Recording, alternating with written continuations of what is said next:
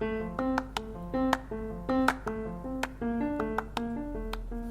it's D. It's a brand new episode coming right for you, right on the FTO network. Enjoy.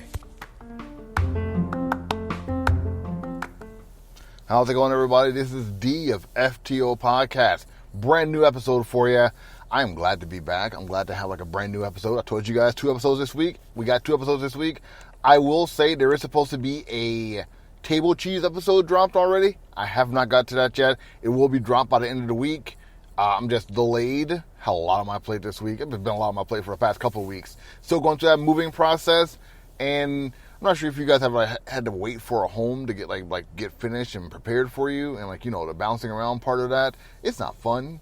It's a bit of a juggle at times, and that's where I'm at right now. The juggling part. So sorry for the delay. Sorry for the wait, but it will come. It will be here, and the blerd-news will be coming back. The reviews will be coming back. All that stuff will be coming back for you. And again, I am sorry for the delay. But all that being said, let's get into this. Let's cut out all the wishy-wash rigmarole or wooby-wobble and just talk about it. Now, I've been thinking to myself for a while now that I should probably do a full review of the Wakanda Forever movie. All spoilers, breaking down the synopsis, breaking down every point, every character, what I thought of all of it. I may end up doing that. I may have to record it on a weekend when I got some time off for myself and just go at it and just talk about the entire movie. All that I remember. I tried taking notes when I was inside the theater, but my pen was with no ink, 0 ink inside my pen. And again, the moving process, I have a backpack that is full of gear with pens, pencils, notepads, all of that. I did not bring my backpack. So, annoyed. Very annoyed. I created this backpack for this reason. I couldn't utilize it. I was disappointed in myself because I couldn't do that. But I can rewatch the trailer. I can check out some reviews online. Try to get my memory to flow back inside of it and just talk about what I know from the reviews, from what I remember, and go from there. But the needless to say, I'm a little disappointed in myself that I didn't have my gear properly set up for this film. It was at 12:30 at night that I was seeing this whole thing, 12:30 a.m. and I was hustling from one spot to another. So that's why, apologies. But I think I'm gonna give you guys a full Wakanda Forever review. It'll be just me. It won't be anybody else. But I need for that to happen. First up in news though is Snoop Dogg is getting a biopic courtesy of Snoop Dogg. This is from Grant Ridner from GQ magazine. It is according to the Hollywood Reporter, the film will be directed by Alan Hughes of the Hughes brothers, who together directed the seminal 90s films such as Menace to Society and Dead Presidents. Hughes also directed the HBO docuseries The Defiant Ones about Dr. Dre and Jimmy Ivan, and an upcoming 5-part FX documentary on Tupac Shakur. Upcoming. That's interesting. As a film producer, Snoop has granted rights for his music to be used, and the as-yet untitled project will be released through Death Row Pictures, an offshoot of the legendary Death Row Records, which Snoop Dogg purchased earlier this year. I did not know he purchased Death Row Records. I had no idea he did that. So Snoop Dogg is really foundation himself in media, which is interesting. His acting has been improving, as we saw in the new film with Jamie Foxx. So he's 51 now.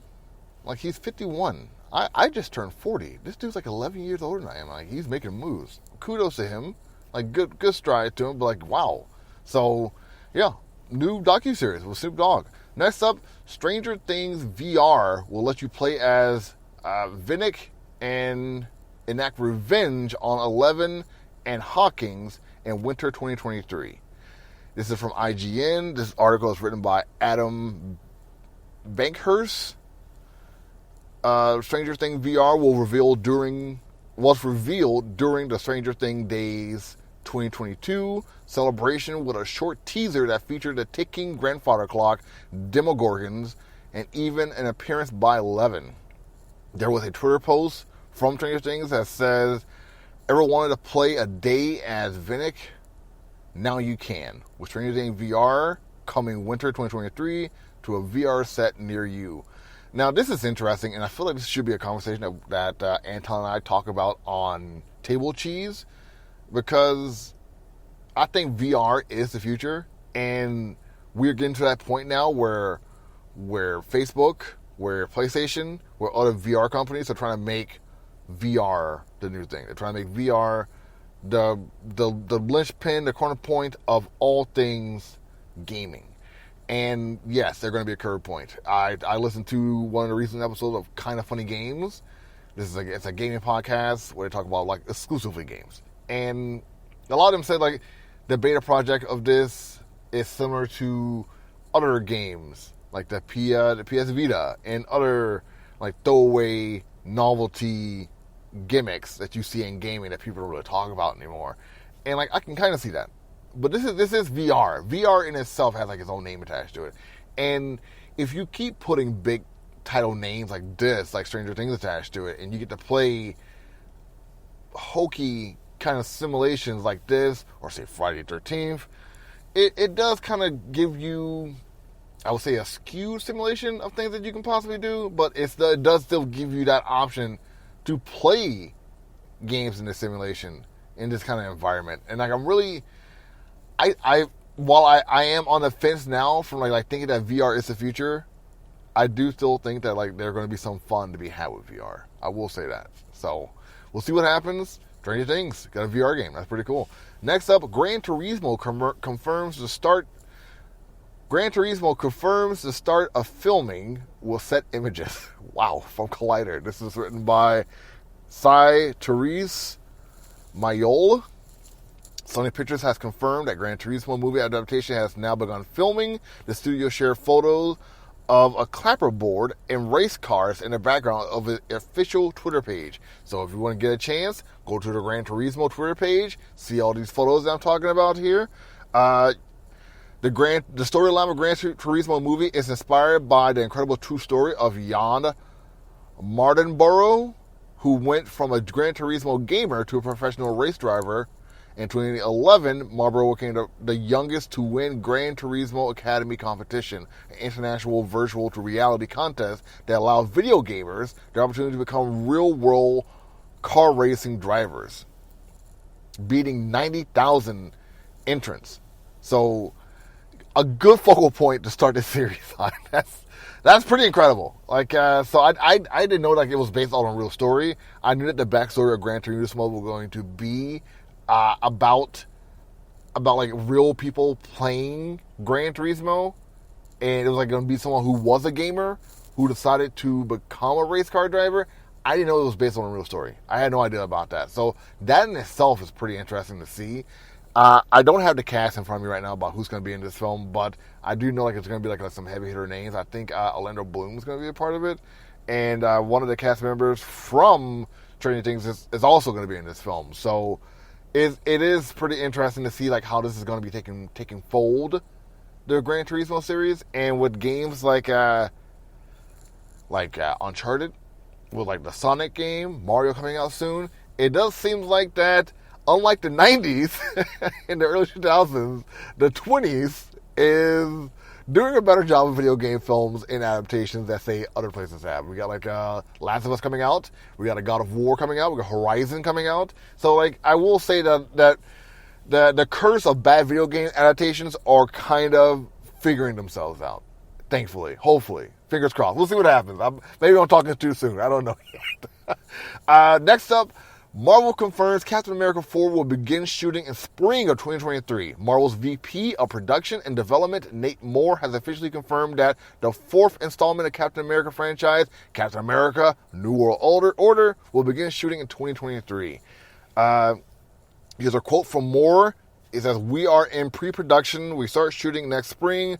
We do have a script we're very happy with." And, like, that could mean a lot of things. It could just be fodder. It is, this is like the next film after Wakanda Forever. So,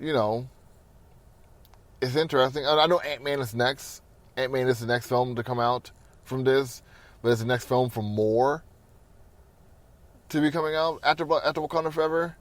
And if you guys haven't seen Wakanda Forever, like it does have like a rich story to it. The production value is incredible. It's on the fast track to making over $500 million right now. If that means anything to you, usually to me it doesn't. So $500,000 domestic, not internationally, so or globally, I should say. But Captain America: New World Order is going to have General Ross as president now, apparently, and Harrison Ford is going to be claiming the role of Thunderbolt Ross, Red Hulk, as most of you know. So it's all interesting. All interesting. A lot of stuff is happening. And lastly, in news, Princess Diaries 3 is in the works at Disney, and Hathaway is not confirmed yet. So Hathaway's not confirmed for this role. Like she's not reprising her role as of yet. But she was asked recently by Entertainment Tonight if there was any way that she was be a part of it. It's like she says, I would be more entertained. I would be more to entertain it. I'm pulling for it. Like, she's really interested for this to happen, for her to be a part of it. And she says if there's any way to get Julie Andrews involved, that would really make it work for her. So, like, she is interested in doing this, but, like, she would be more interested if Julie Andrews can be a part of it. I do think this is going to happen, and I probably will see, like, her character having a child in this. And I do hope it touches on certain elements that are happening in the British royal family right now, and like what we're seeing in that. And I feel like that's probably one of the best reasons to see this happen right now is because of that, because of the British royal family. Like, to see a new film adaptation or a sequel to come from the Princess Diaries. I'm not the biggest fan of the Princess Diaries. I thought it was a little slow. It's in the same guise of U2, like the band U2. Whenever I think of the Princess Diaries, I think of the band U2, and it's whatever. It's there. People like it. It's enjoyed, but it's not for me. That's the same equivalence I put for that. So that's me talking. All right, let's get ourselves into a break. You're listening to FTO Nerd Talk. Excellent choice. If you're looking for more nerdy content, consider giving my idiot co-host and I a chance. We are two idiots and a dog, and we talk about movies, comic books, and general pop culture and entertainment media nonsense. Give us a listen on Good Pods, Anchor, iTunes, or your podcatcher of choice. You can also find us at podpage.com/TIAAD media, or you can always find us on Twitter, and we'll bribe you with dog pictures too. I love those guys. Great show. They got a new episode out just about every week. But now it's one of the funnest part of the show where everyone seems to love is things to check out. Now, I do think I should bring this back like the exact same way I had it like at the beginning of the year, where I just post pictures, put a synopsis out there, and just have you guys see what it is and just keep it as that. I haven't got myself back to doing that. I tried doing trailers on my pages. That's a lot of work. It's more work than I thought it was going to be. So that's why I haven't came back yet. But maybe sometime in the future, I'll either go back to trailers or go to pictures. We'll see what happens. Like I'm not going to push myself on this.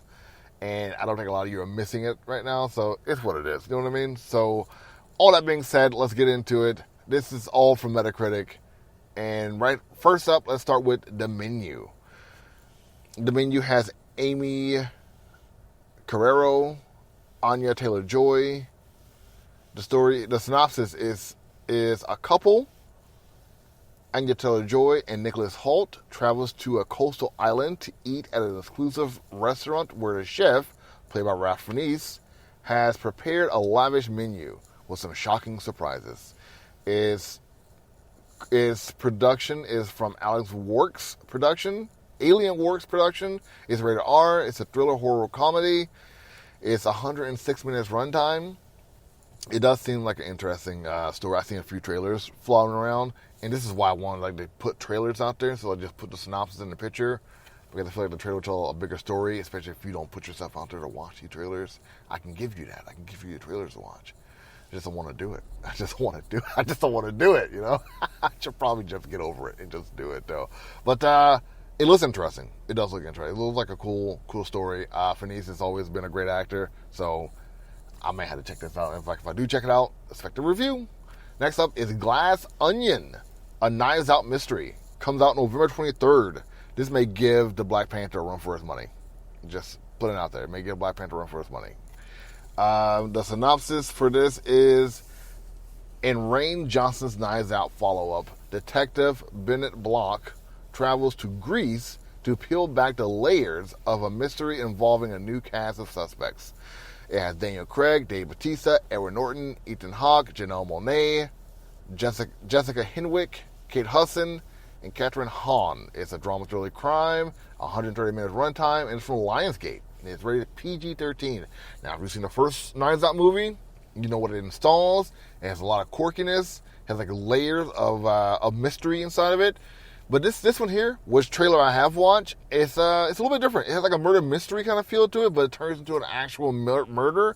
And it still has that same kind of quirkiness to it from what I've seen in the trailer, but it also has like a little bit more thriller inside of it. So I may watch this in theaters. Like, I'm just saying, I may watch this in theaters. That's how. I love the first one. I thought the first one was incredible, and like I regret it not watching it in theaters. So I may have to check this one out. Next up is A Christmas Story Christmas. This is streaming. It comes out November 17th. Let's see here. The sequel to the 1983 holiday classic A Christmas Story follows Ralphie, now an adult, who returns to the house of Cleveland Street to give his kids a magical Christmas like the one he had as a child, reconnecting with childhood friends and reconciling the passing of his father. This is a drama comedy animated family, and I made it. Interesting. The production is Wild West Picture Show Productions. It has Aaron Hayes, Grayson Newton, Ian Petrella. It's rated PG. It doesn't have a runtime. I don't see a runtime on here. But it's a sequel to The Christmas Story. Would it be a new classic? Will it be like a put on repeat on TNT throughout the years? We'll never know. It doesn't tell me which streaming network this is going to be on. So I apologize for that, for not having that information. Apple, it could be on Apple TV. I'm not exactly sure. Like, I think it'll be on Apple TV Plus regardless to acquire on. I'm not exactly sure where officially it'll be streaming on. So I apologize for that lack of information. Next up, let's talk about some video games. Now, I picked this game simply because it's Goat Simulator. And it is Goat Simulator 3 on the PS5. It comes out November 17th. It's going to be on PC, PS4, Xbox Series X. The synopsis is, that's right, we're doing this again. The bar has been raised, and the Pilgor is joined by other goats too. You can invite up to 3 friends in local or online co-op, create carnage as a team, or compete in mini games, and then not be friends anymore. Get ready for another round of utter mayhem. This is from the publishers of Deep Silver and Coffee Stain Publishing. It's a simulation, of course. As I said before, it's up to 4 players that you can play on this. It's rated T. Now, I picked this only because it's Goat Simulator. Now, the ratings on this is poor for Metacritic. It's 68 out of 100. But that is only 11 reviews from what I've seen. So, it may have gone up since then, but or will go up when it comes out, when people get to play it, besides just certain select few. But it's Goat Simulator. I don't think it's supposed to be a high-ranked game. I think it's supposed to be just a fun time spender. And I do hope a lot of memes and videos come out of this. I just because when the first one came out, it was so talked about. It was so many weird things that people did with it that I'm excited to see what the new one does. I'm just pumped to see what this can do for the future. Next up, it's called Floodland for the PC. It comes out November 15th. The synopsis reads, a society survival game set in a world destroyed by climate change. Explore, scavenge, and build a city to unite the clans. Conflicting cultures and limited resources mean you need to make tough choices. Have you got what it takes to lead your people into a new era of humanity? The developer is Vile Monarch. The publisher is Ravenscourt. This is a general strategy management government. No online multiplayer. Now, this seems interesting. That's why I picked this one, because it just seems interesting. A little close to home with the climate change, you know what I mean? And I was thinking to myself, we haven't really seen besides The Division, I should say, or Last of Us, we haven't seen a loner type game in a good minute. But like, you know what? I'm not as immersed in video games as say some of you are.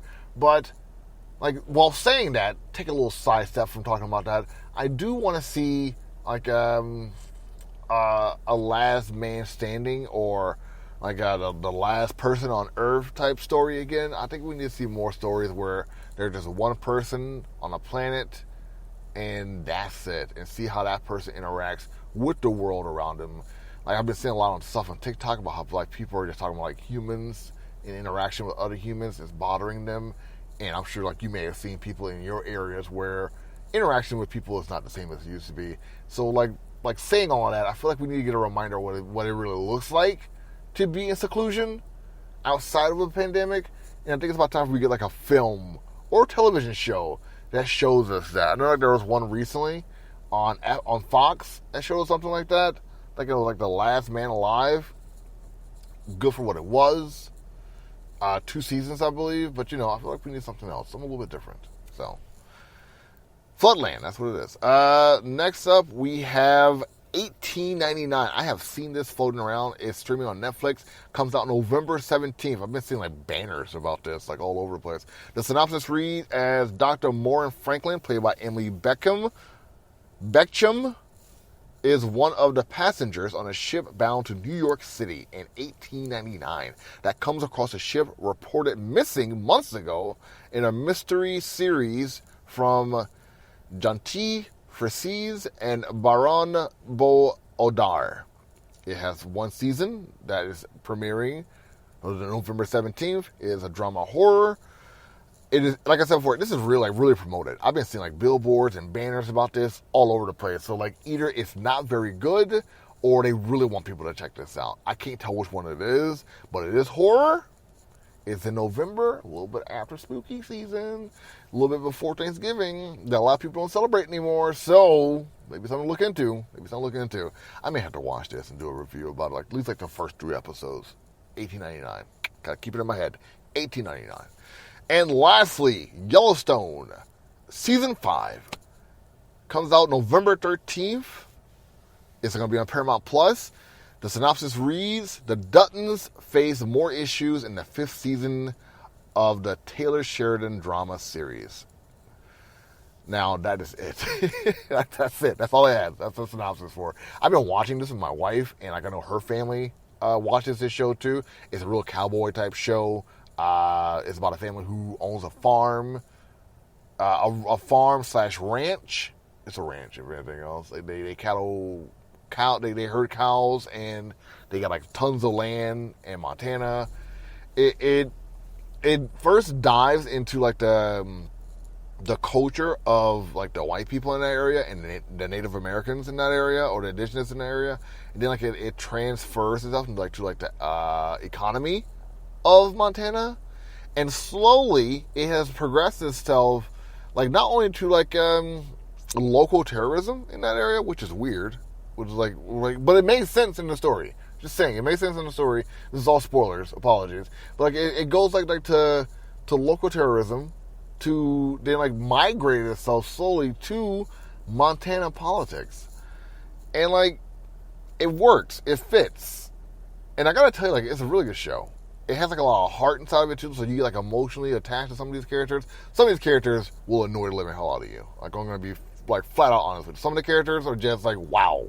Like, I get that you're supposed to be here because you get like put that filler inside the story, but like, wow, you really are annoying. So I definitely say check it out. If you get a chance, if you have Paramount Plus, check it out. I think it's about $12 a season on Apple or Amazon. If you want to purchase it, it's worth buying. I'm not gonna lie, like it's worth buying. And if you do have it, and if you share your account with people, like it's worth like watching with your friends. Like you like your friends to watch it with you, because like it's something to talk about. It definitely has like a lot of heart to it. Like the Dutton family themselves, all the Duttons are interesting characters. Well, not all of them. A majority, about 85% of the Duttons are interesting characters, I should say. When or if you watch the show, you'll know what I'm talking about. Let's just say that. And like my favorite time of the show is finally here. My favorite part of the show. This is comics to read. Now, I have not really delved myself into comic books in the past month and a half, and I'm disappointed in myself about that. Comic Point has been taking a little bit of a break. I have not been hitting up Yo and Nerd Justice. Disappointed in myself about that because we got to finish. We gotta finish like the Dark Crisis. We gotta finish it. It has to be done because like it's almost over. It's almost over. January is coming, and we are behind. And I'm still like stuck in the Justice League Dark. If you guys remember reading that, but we got like 7 comic books to talk about right now. Let me get through it, and we can talk more about like the future of FTO as I do every episode. Goodness, the himbo narcissism that I have is adorable at times, but it also can be kind of annoying. That neuroticness in me is something else. And you see how I'm propping myself up, but also catering to the narcissism? Yeah, see? You gotta work on it. There is no cure for this, folks.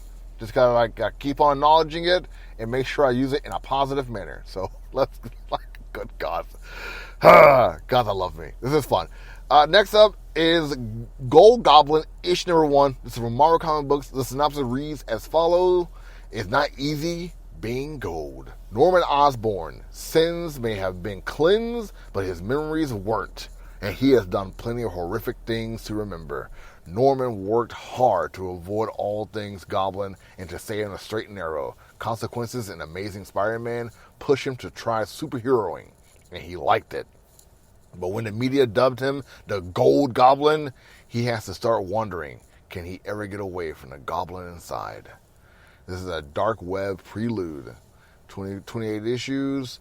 I keep telling myself to find the creators of this and like put that in the show.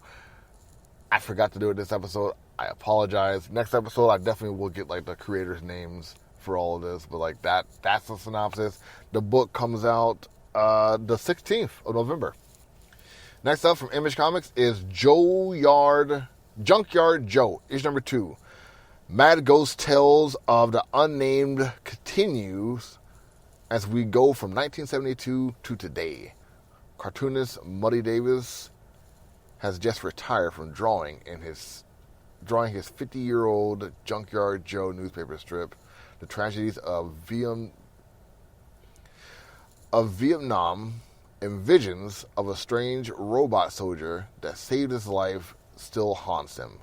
But dreams will become his reality when Joe mysteriously shows up on Muddy's doorstep, warning us of a new impending war. I was trying to read it one day, but it was written another way, and it kind of got me sidewind. But I saw this. It sounded interesting. Junkyard Joe. It feels like a Sergeant Rock kind of story. If you guys know DC comic books, you know about Sergeant Rock. It has like a feel like a that inside of it, but like a little eerie at the same time. So that's why I picked this one. Next up, Marvel Comic Books, Blade, Vampire Nation, issue number 1. A deep dive into Dracula's new kingdom as established in Avengers, starring Blade as sheriff of Vampire Nation. An assassination threatened to unravel the fleeting country and spreading chaos throughout the world. But is getting rid of a nation full of bloodsuckers really all that bad of an idea? Blade himself isn't too sure. This sounds interesting as hell.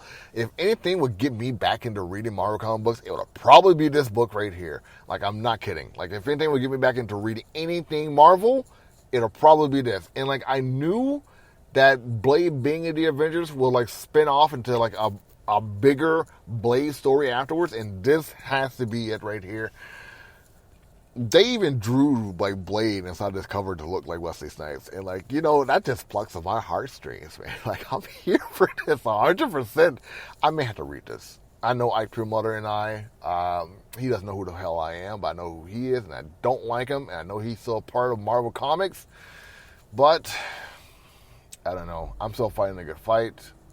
I'm still boycotting X, Y, and Z when I need to, but like, this sounds interesting, man. Like, it's representation in its finest. And I do miss Marvel. I do. I miss Marvel comic books. Like, not the MCU doesn't like hold any sway to get me back into it, but like, this sounds cool, man. It's Blade. It's Blade. I don't know. We gotta figure it out. I gotta work this out with myself. Where's my journal? That's what I need. Next up, DC Comic Books. Titans United. Blood Pack. Issue number 3. Unholy Terror. Titans No More. As the Church of the Raven closes in on a strangely altered world, Batman and Robin faces their deadliest foe yet, Starfire. What the hell is going on here? I am missing on a lot. Like a whole lot. This sounds wow. This sounds really good. This sounds really good. Titans United. Hello. Batman and Robin taking on Starfire? What? Kind of wish I knew who was drawing this. This sounds really cool. Next up, Wakanda, issue number 2 from Marvel Comics. Reverberation, History of Black Panthers, Chapter 2. Great Black Cat at the Crossroads. I did not get the full synopsis of this. Yes, I did. M'Baku proves his worth while T'Challa has been handling situations on Earth. M'Baku has acted as regent over the intergalactic empire, and when a foe from Wakanda past threatens to destroy his future. So it's sort of mirroring what the movies are doing. See, that's bothersome. I don't need to see like a parallel from the comic books to the movies, but this does sound interesting. It does. Like when M'Baku is regent over the intergalactic empire. Hello, what the hell does that mean, right? Like, I'm not too familiar with what happening in Wakanda right now, but for them to go galactic sounds like a good choice to make. This sounds really interesting. Wow. Very well. All right. I should probably check this out too. Damn it all. So much on my plate. I need help. If you want to read comic books for me anytime, let me know. Next up, DC Comics GCPD, The Blue Wall, issue number 2, book 2. I may not get there with you.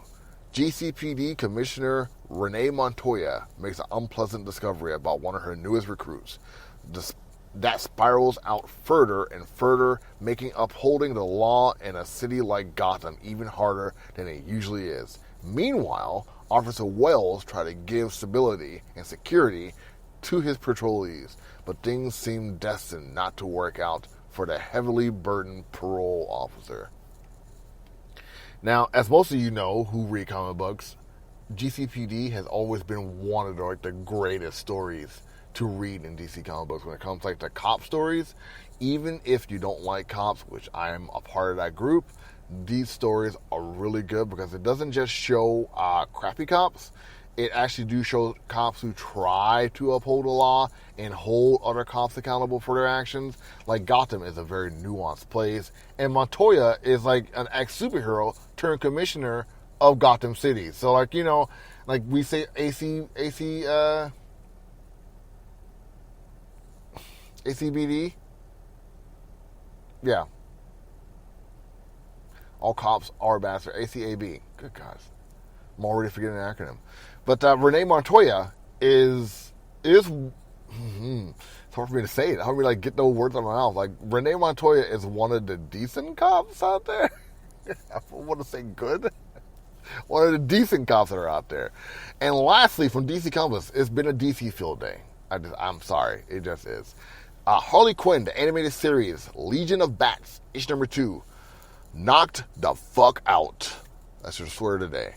While out shopping for new outfits at New Gotham Mall, Harley and Ivy stumble across a possible recruit. But are they recruiting for good or for bad?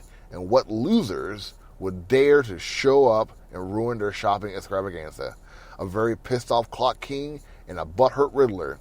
Meanwhile, Nightwing and Batgirl follow up on a lead that sends Harley reeling, as many villains plan to come to light. Everyone is out to tear our girls apart.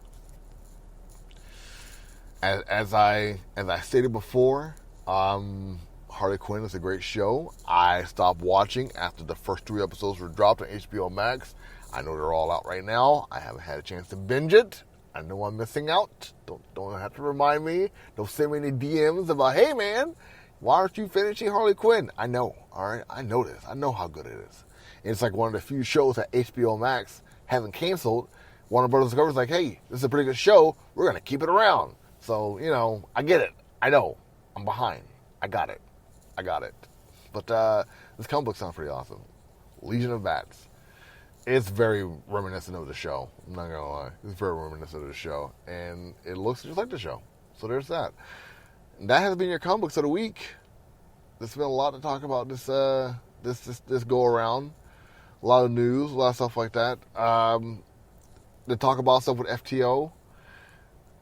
The process of me moving and all that stuff is taking its toll on me. I'm not gonna lie about that. I am trying to do more FTO work, more stuff that